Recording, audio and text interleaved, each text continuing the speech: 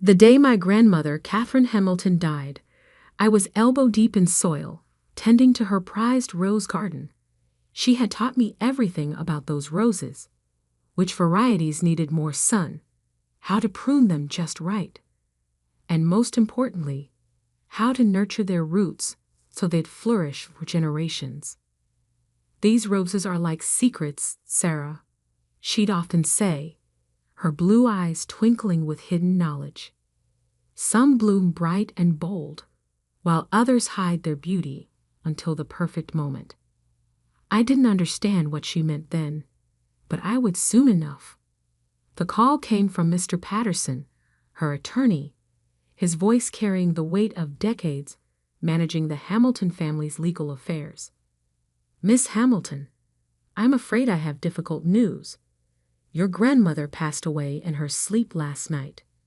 The rose clippers slipped from my hands, landing silently in the soft earth. My grandmother, the woman who had raised me after my parents' death, who had been more of a mother to me than anyone else, was gone. "There's something else," Patterson continued, his voice dropping slightly. "She left explicit instructions about her will. The reading is scheduled for tomorrow at 2 p.m. Your presence is mandatory." I barely registered his words, my mind still struggling to process the loss. "Of course, I'll be there." "One more thing, Miss Hamilton. Your grandmother insisted that all family members must attend, including your Uncle Marcus." My hand tightened around the phone. Uncle Marcus, my father's younger brother and the current CEO of Hamilton Industries. The man who had spent years trying to convince grandmother to sell her controlling shares in the company. The man whose very presence made the air feel thick with tension at every family gathering. "I understand," I replied, though I didn't. Not really. The next day, I arrived at Patterson and Associates, the law firm that had handled Hamilton family matters since before I was born. The office occupied the entire top floor of a historic downtown building, its dark wood panels and leather-bound books speaking of old money and even older secrets. Uncle Marcus was already there, impeccable in his tailored suit, his silver hair perfectly styled. Aunt Diana, his wife, sat beside him, her face a mask of practiced sympathy. Their children, my cousins William and Victoria, completed the picture of the perfect grieving family. I took a seat across from them, suddenly conscious of my simple black dress and the dirt still lingering beneath my fingernails from yesterday's gardening. Uncle Marcus's eyes flickered over me, his lip curling slightly. "Sarah," he nodded curtly, "I trust you're well." Before I could respond, Mr. Patterson entered, carrying a thick manila envelope.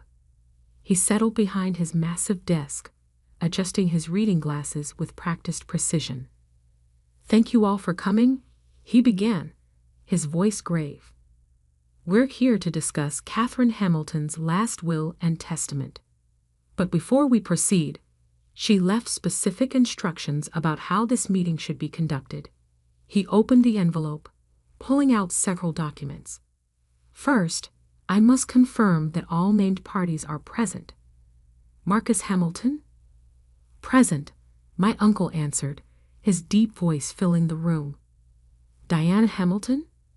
"Here," Aunt Diana whispered. "William and Victoria Hamilton." My cousins murmured their acknowledgments. "And Sarah Hamilton?" "Present," I said softly. Patterson nodded, satisfied. "Very well. Mrs. Hamilton's will is unusual. She has divided her estate into 2 parts. Uncle Marcus leaned forward slightly, his fingers drumming against his armrest. "The first part concerns Hamilton Industries. As you know, Catherine held controlling interest in the company, 51% of all voting shares." Patterson paused, glancing at each of us in turn. "These shares, along with her other business holdings, will be held in trust for 30 days. Held in trust? Marcus interrupted, his voice sharp. For what purpose? Patterson raised a hand. Please let me finish. After 30 days, the shares and business holdings, valued at approximately $50 million, will be transferred to Sarah Hamilton. The room erupted in chaos. Uncle Marcus shot to his feet, his face flushed with anger. This is absurd. Sarah has no business experience, no understanding of the company. She spends her days playing in the dirt. Victoria let out a small, shocked laugh. William just stared at me, his expression unreadable. I sat there, frozen.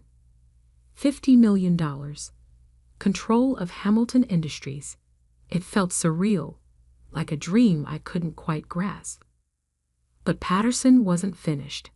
He pulled out another envelope, this one sealed with dark red wax, bearing my grandmother's personal seal. However, he continued, silencing the room, there is one condition. All eyes turned to him as he held up the sealed envelope. This contains information that Mrs. Hamilton insisted must be revealed at the upcoming Hamilton family reunion, scheduled for exactly 30 days from today. If the information is not disclosed as specified, the entire inheritance will be donated to charity. Uncle Marcus's face had gone from red to white. What information? Patterson shook his head. I don't know. The envelope is sealed and addressed only to Sarah. He extended the envelope toward me. As I reached for it, I noticed something strange. Uncle Marcus's hands were trembling. This is ridiculous, he sputtered. You can't possibly expect us to wait 30 days while some gardener holds the company's fate in her hands. I took the envelope, feeling its weight, not just in physical terms, but in the way it seemed to carry the weight of secrets spanning decades. Those are Mrs. Hamilton's terms, Patterson said firmly. The family reunion will be held at Hamilton Manor as tradition dictates. Sarah must attend and reveal the contents of this envelope. Only then will the inheritance be officially transferred. As I left the law office that day, the sealed envelope secure in my bag, I caught Uncle Marcus watching me with an expression I'd never seen before. It wasn't just anger or frustration, it was fear. Walking to my car, I ran my fingers over the envelope's wax seal. What secret could be so important that my grandmother would stake $50 million on its revelation? And why did Uncle Marcus look so terrified? I didn't know then that the answer would shake the Hamilton family to its core, or that the next 30 days would change everything I thought I knew about my family's legacy. That night, I sat in my small apartment above the local flower shop I managed, staring at the envelope. The wax seal gleamed in the lamplight, almost daring me to break it. But something held me back. Perhaps the same instinct my grandmother had taught me about timing when tending to her roses. Some secrets, her voice echoed in my memory, are like the rarest blooms. They must be revealed at exactly the right moment. I placed the envelope in my safe, beside the only photo I had of my parents. Tomorrow, I would begin preparing for the family reunion, and whatever shocking truth lay sealed within that mysterious envelope. Little did I know, Uncle Marcus was already making plans of his own. Plans that would force me to decide between wealth and truth, between family loyalty and justice. The game was about to begin, and the stakes were higher than I could have imagined. As I finally drifted off to sleep that night, my grandmother's words echoed once more in my mind. Remember, Sarah, every rose has its thorns, but it's the thorns that protect the most beautiful blooms. I was about to discover just how sharp those thorns could be. The morning after the will reading, I woke to 3 missed calls from Uncle Marcus, and a text message that made my blood run cold. "We need to talk. Now." I sat in my small kitchen, watching steam rise from my coffee cup while considering my options. The sealed envelope lay before me, its red wax seal catching the morning light. Something about it felt heavy, like it carried more than just paper inside. My phone buzzed again. "Uncle Marcus." This time, I answered. "Sarah." His voice was controlled, measured, the same tone he used during difficult board meetings. "I'm outside your shop." I moved to window. Sure enough, his black Mercedes was parked in front of my modest flower shop, looking completely out of place among the local businesses. "Come up," I said, knowing this confrontation was inevitable. Minutes later, Uncle Marcus stepped into my apartment, his expensive suit a stark contrast to my simple living space. His eyes darted around, taking in the potted plants, the gardening books, the framed pressed flowers on the walls. "Charming," he said, though his tone suggested otherwise. "Your grandmother certainly taught you well about plants." I gestured to a chair. "What do you want, Uncle Marcus?" He sat down, adjusting his gold cufflinks, a nervous habit I'd noticed over the years. "Let's be practical about this, Sarah. You're not equipped to run Hamilton Industries. The company employs thousands of people. Our decisions affect lives, markets, entire industries. And you think I can't handle that responsibility? This isn't about capability. It's about experience, knowledge, connections." He leaned forward. "I've spent 30 years building this company.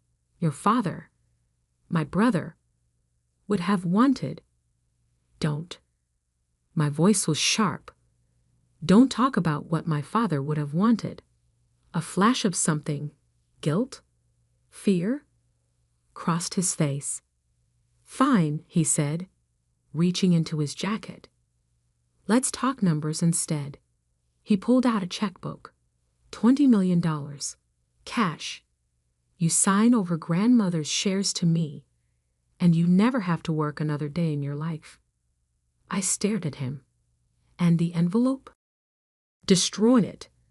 Whatever's inside. Some things are better left in the past."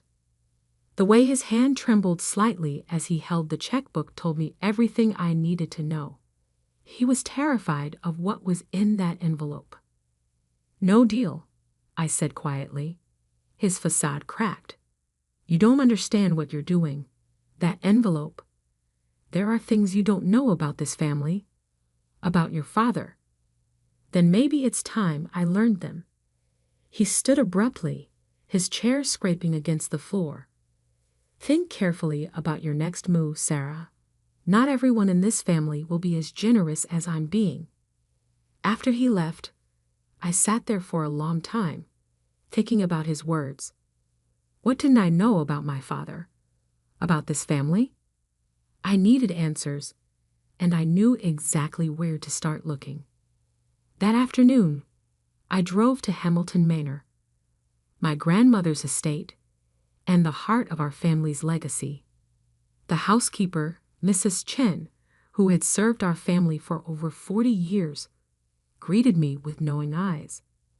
"I wondered when you'd come," she said, leading me inside. "Your grandmother left something for you in the library." The library was exactly as I remembered. Walls of leather-bound books, the scent of old paper and wood polish, and my grandmother's antique desk dominating the room.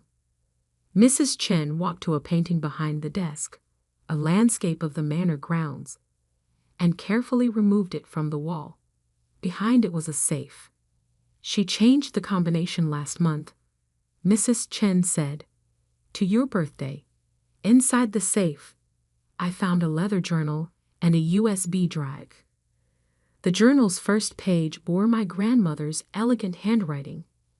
My dearest Sarah, if you're reading this, then you've already received the envelope.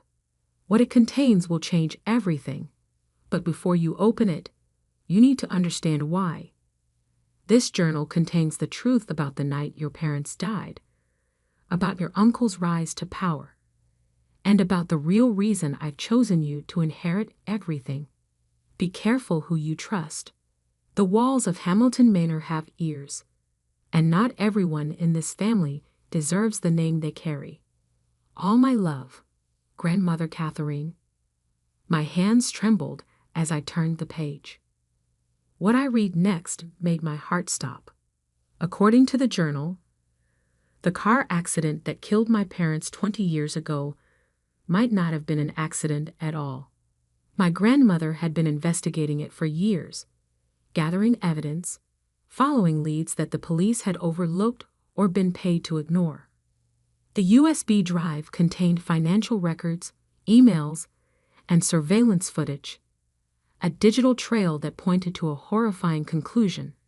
Someone had tampered with my father's car the night he and my mother died. Someone who stood to gain from their deaths. Someone who took control of Hamilton Industries immediately after. Someone like Uncle Marcus. But before I could read more, I heard footsteps in the hallway. I quickly tucked the journal and USB drive into my bag just as Victoria, my cousin, entered the library. "I thought I saw your car outside," she said, her smile not reaching her eyes. "Finding anything interesting?" "Just memories," I replied, keeping my voice steady despite my racing heart. Victoria walked to the desk, running her fingers along its polished surface. "You know, Dad's really upset about all this. He built this company from nothing after Uncle James died. It's not fair that you just swoop in and take everything." I bit back a laugh. Built from nothing. Hamilton Industries had been thriving when my father ran it. It was only after his death that Uncle Marcus took control. "Your father will survive," I said, standing to leave. "Maybe." Victoria's voice turned cold. "But will you?" I stopped at the door. "Is that a threat, cousin?" She laughed, but there was no humor in it. "Of course not. Just be careful, Sarah. Accidents happen in this family. Just ask your parents." I left Hamilton Manor with my heart pounding and my mind reeling. The journal in my bag felt like it weighed a ton, its secrets burning to be revealed. That night, I sat in my apartment reading every page of my grandmother's journal. The story it told was worse than I could have imagined. Corporate espionage, betrayal, murder, all hidden behind the respectable facade of the Hamilton name. But the most shocking revelation wasn't about my parents' death. It was about what happened after. About a series of decisions and deals that had turned Hamilton Industries from a respected family company into something darker. And Uncle Marcus was at the center of it all. As I read, pieces started falling into place. The frequent late-night meetings at the manor, the mysterious overseas accounts, the sudden resignations of board members who asked too many questions. It all pointed to a pattern of corruption that went beyond simple corporate greed. My grandmother had discovered it all, documented everything, but instead of exposing it immediately, she had waited, gathering more evidence, building an ironclad case. She knew that against someone like Uncle Marcus, you only got one chance. The family reunion was in 3 weeks. According to tradition, every member of the Hamilton family would be there, including board members, shareholders, and the press. The perfect audience for the truth to finally come out. But as I sat there surrounded by evidence of decades of deception, I realized something that chilled me to the bone. I wasn't the first person to discover these secrets. My father had known too. That's why he died. A knock at my door made me jump. It was past midnight. Who could be here at this hour? Through the peephole, I saw William, my other cousin, looking anxious. I opened the door cautiously. "William? What are you doing here?" He pushed past me into the apartment, his usual composed demeanor nowhere to be seen. "Sarah, you need to be careful. Dad, he's not himself. I overheard him talking to some men I've never seen before. They mentioned your name, and," he swallowed hard, "they talked about making problems go away." "Why are you telling me this?" William ran a hand through his hair. "Because I found something in Dad's study. Documents about Uncle James, your father, about the night he died." He pulled out a folded paper from his jacket. "This is a copy of a payment made the day before the accident, to someone with expertise in car mechanics." I took the paper with trembling hands. The amount was substantial, the recipient's name unfamiliar. I always knew something wasn't right about that night. William continued. "But I never had proof until now." "Why show me this? He's your father." William's face hardened. "Because he's not the man I thought he was. And because," he hesitated, "because Uncle James was good to me. He didn't deserve what happened to him." After William left, I added his document to my grandmother's evidence. The picture it painted was becoming clearer and more dangerous by the minute. I needed to be careful. Uncle Marcus wouldn't stop at threats. He'd already proven how far he'd go to protect his secrets. The family reunion was approaching, and with it, the moment when all these secrets would finally come to light. But first, I had to survive the next 3 weeks. Little did I know, Uncle Marcus was already setting his plan in motion. A plan that would force me to choose between justice and survival, between exposing the truth and protecting what little family I had left. The game was no longer just about an inheritance.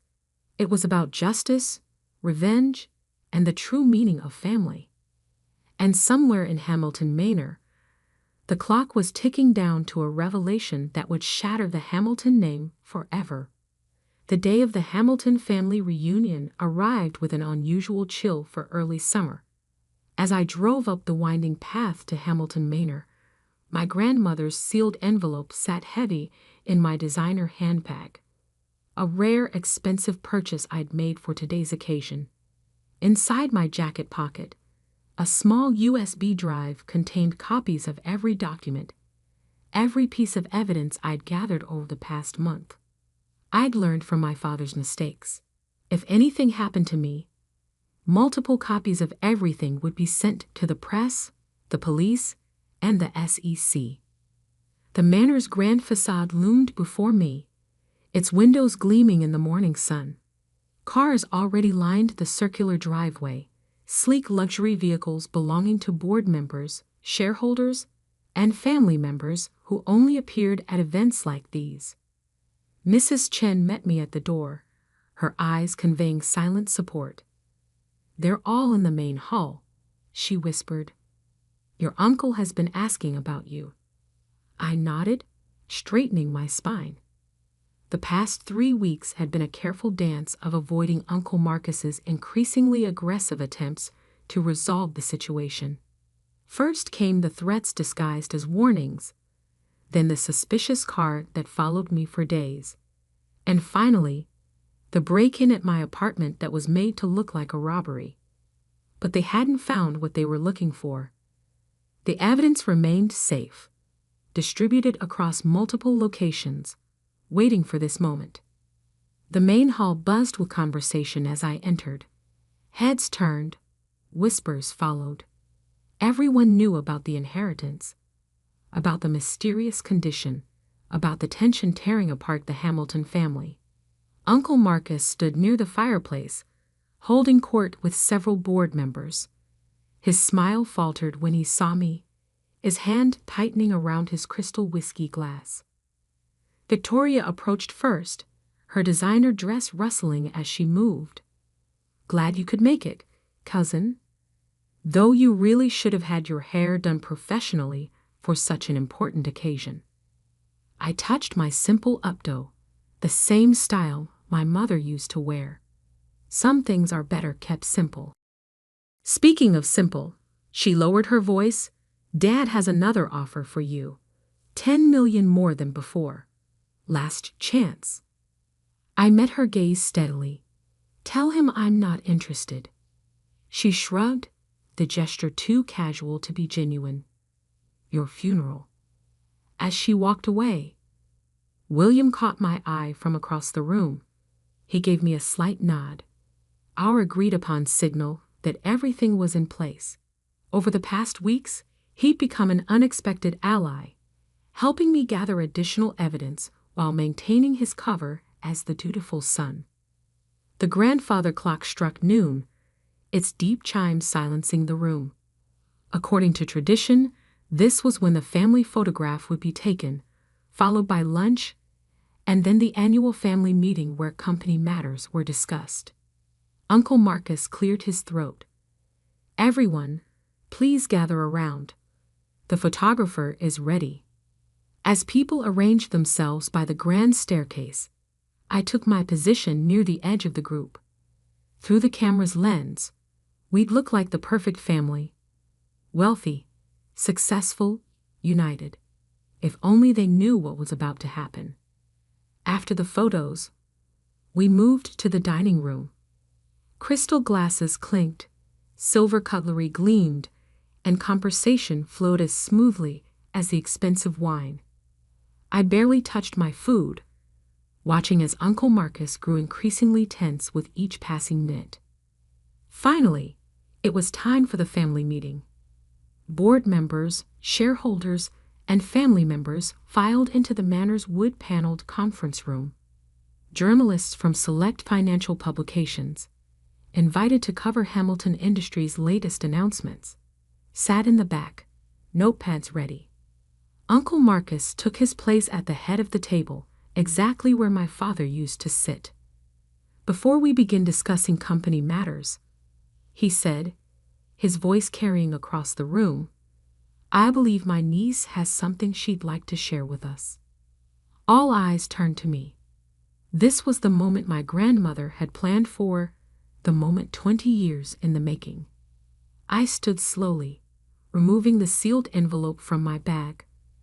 The red wax seal caught the light, drawing every gaze in the room. As you all know, I began, my voice steady despite my pounding heart. My grandmother left me her controlling shares in Hamilton Industries on one condition, that I reveal the contents of this envelope today, before all of you. Uncle Marcus's knuckles were white as he gripped the arms of his chair. I broke the seal carefully, pulling out several photographs and documents. The first photo showed my father in his office, looking concerned as he examined some papers. The timestamp showed it was taken the day before his death. 20 years ago, I continued.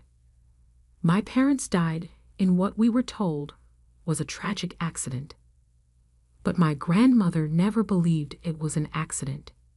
She spent years investigating, gathering evidence, following leads that others had overlooked or been paid to ignore. Murmurs rippled through the room. I placed the first document on the table, a copy of a bank transfer. This payment was made to a mechanic the day before my parents' death. A mechanic who specialized in brake systems. The same mechanic was found dead from an apparent suicide 2 weeks later. Uncle Marcus stood abruptly. This is ridiculous. You can't possibly. I'm not finished. My voice cut through his protest like a knife. The same day this payment was made, someone accessed my father's office after hours. The security footage, which was supposedly lost, shows exactly who it was. I nodded to William, who connected his laptop to the room's projection system. The grainy footage played, showing Uncle Marcus entering my father's office late at night, removing documents from the safe. The next morning, I continued as the footage played. My father confronted Uncle Marcus about what he'd found. Evidence of embezzlement, offshore accounts, deals with shell companies that existed only on paper. Hours later, my parents were dead.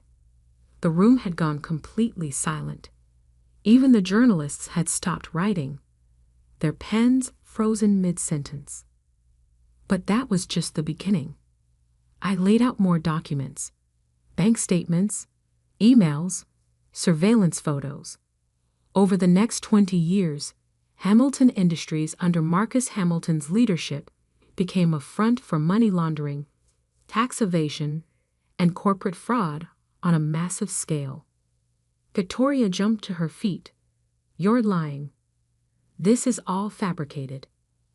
"Every document has been verified," I cut in. "Every transaction traced. Every witness statement recorded. My grandmother spent years building this case, making sure it was ironclad before she died." I turned to the journalists.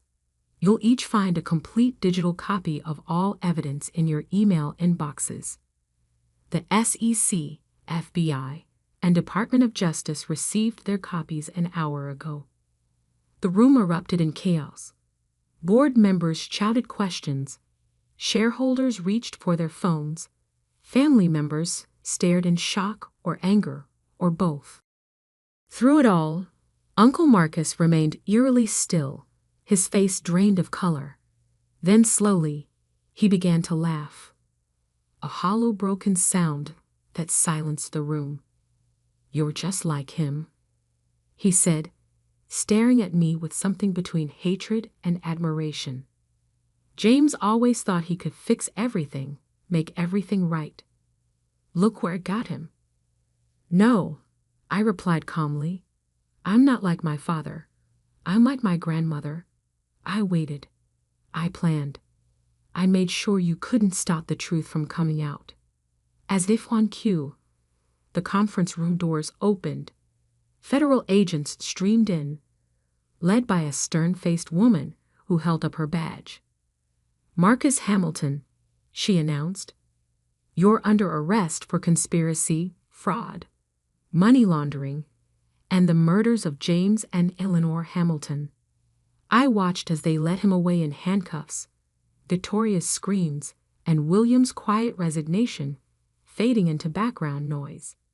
Outside, camera flashes exploded as journalists captured the moment the mighty Marcus Hamilton was brought low. Hours later, after the agents had gone, after the journalists had filed their stories, after shell-shocked family members had driven away in their luxury cars, I stood alone in my grandmother's rose garden. The roses were in full bloom, their petals catching the last rays of sunlight. I knelt down, touching one gently, remembering all the lessons my grandmother had taught me here. "You were right," I whispered to her memory. "Some secrets do need perfect timing to bloom." Mrs. Chen found me there as darkness fell. "Your grandmother would be proud," she said softly. "Both of your parents would be." I nodded, standing up and brushing dirt from my knees. "What happens now?" She smiled. "Now you do what your father always wanted. Run the company the right way. Your way." The next morning, as I sat in what had once been my father's office, now mine, I looked out over the city. Hamilton Industries would survive this scandal, emerge stronger, cleaner. The roses in my grandmother's garden would continue to bloom, their beauty no longer hiding thorny secrets. I opened my father's old desk drawer and found a small framed photo I'd never seen before. My father holding me as a baby, my mother laughing beside him, and my grandmother watching us all with knowing eyes. The same eyes that had seen through Uncle Marcus's facade, that had planned for justice even beyond her death. On my desk, next to my laptop, sat a single rose from the garden, a reminder that truth, like the rarest blooms, requires patience, care, and perfect timing to flourish.